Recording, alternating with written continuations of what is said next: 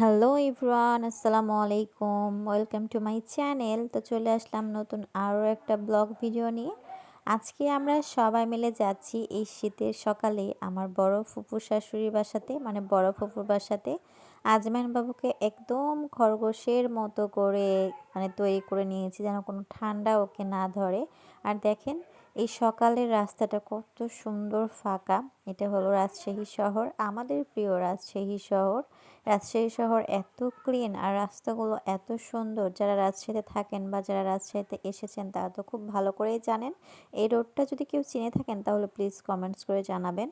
তো আমরা চলে এসেছি, যেহেতু বাসার কাছেই 15 মিনিটের মতো রাস্তা। তো এখানে এসে সবাই সাক্ষাৎকার করে নিয়ে এখন আমরা সবাই বোরখাটা ছাড়বো, কারণ আমরা সবাই কম বেশি বোরখা পরি। আর এদিকে দেখি ফুপু অলরেডি গরুর গোশত তুলে দিয়েছে, কেননা গরুর গোশত রান্না করতে একটু টাইম লাগে।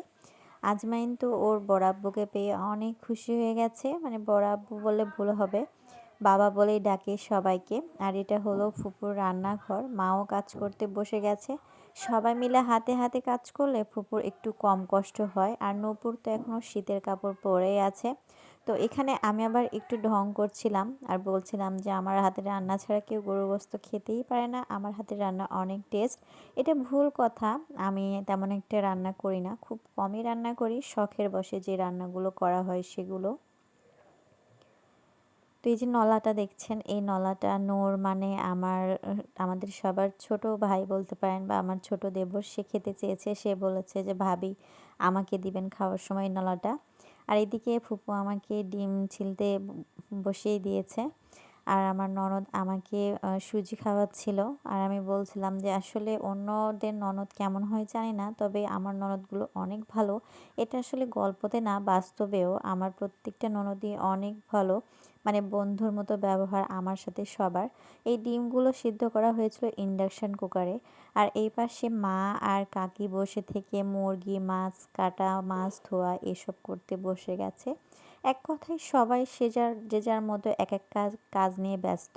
আর এখানে মুক্তি আপু মাছ ভাজি করবে, তার প্রিপারেশন নিচ্ছে, তেলটাকে গরম করতে বসিয়ে দিয়েছে। মাছগুলো ছিল রুই মাছ, বড় বড় পিস করা। আজকে অনেক আইটেম রান্না বান্নার। এর আগের বারও ভিডিও দেখিয়েছিলাম যখন ভাইয়ার জন্মদিনে আমরা এসেছিলাম। আর এবার এসেছি আমরা এমনিতেই, দাওয়াতে শীতের পিঠাপুলি হবে বা অন্যান্য খাবার দাবারের ব্যবস্থা করা হয়েছে। এদিকে গরু গোশত প্রায় হয়ে এসেছে। আর ওই পাশে বাহিরের চুলাতে কিন্তু পিঠা বানাতে বসে গেছে মা আর কাকিরা। আর আমরা রান্না বান্নার কাজে হেল্প করছি। মুক্তি আপু, আমি, আরও যারা আছি আমরা সবাই আর কি ভেতরে রান্নাঘরে রান্নাবান্না করে হেল্প করতে বসে গেছি।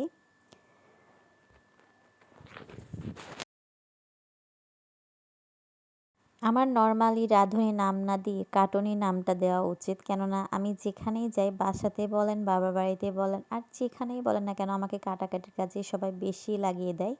তো এই ভিডিওটা আমি আপনাদের দিয়েছিলাম যে পিঠা বানানোর যে ব্লগটা, সেটা অলরেডি শেয়ার করেছি, তাই পিঠা বানানোর কোনো ভিডিও তেমন একটা দিচ্ছি না। বাহিরে মা কাকিরা বসে পিঠা বানাচ্ছিল। এই ব্লগটা আপনারা যারা আমার ভিডিও দেখেন তারা অবশ্যই দেখতে পেয়েছেন।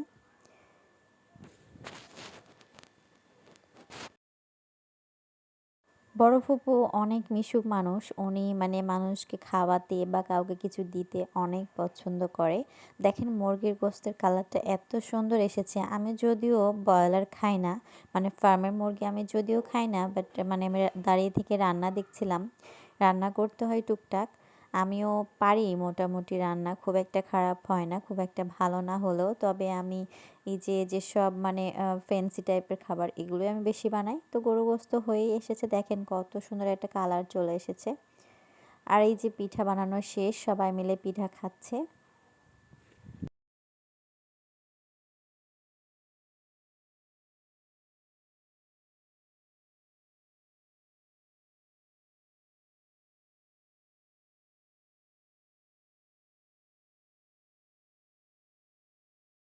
যেহেতু রান্না বান্না শেষ তো আমরা সবাই মিলে হাত মুখ ধুয়ে এখন দুপুরের খাবার খেতে বসে যাব। আমরা যেহেতু রাতে থাকবো না তাই তাড়াতাড়ি খেয়ে কিছুক্ষণ আড্ডা দিব।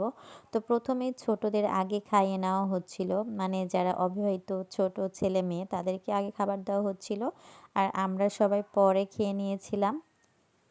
তো অনেক ধরনের আইটেম করা হয়েছিল আর প্রত্যেকটা মানে রান্নায় এত টেস্টি হয়েছিল যেটা বলা যাবে না। তো খাবার শেষে আমরা সবাই মিলে এখানে আড্ডা দিচ্ছিলাম। দেখেন কতগুলো জনগণ, কত মানুষ আমরা। তো এই যে এরা ছোট ছোট পোলাপাইন, এরা আবার লজ্জা পাচ্ছিল আমার ক্যামেরা ধরা দেখে। তো এখন আমরা রেডি হয়ে সবাই চলে যাব। তো আমার আজকের এই ব্লগ ভিডিওটি কেমন লাগলো প্লিজ কমেন্টস করে জানাবেন। আর যদি ভালো লাগে তাহলে শেয়ার করবেন। আর আমার যদি চ্যানেলে আপনারা নতুন হয়ে থাকেন তাহলে প্লিজ সাবস্ক্রাইব করে পাশে থাকবেন। নেক্সট টাইম আবার চলে আসবো আমি নতুন আরও একটা ব্লগ ভিডিও নিয়ে, আরও একটা ভিডিও নিয়ে। সেই পর্যন্ত আল্লাহ হাফেজ।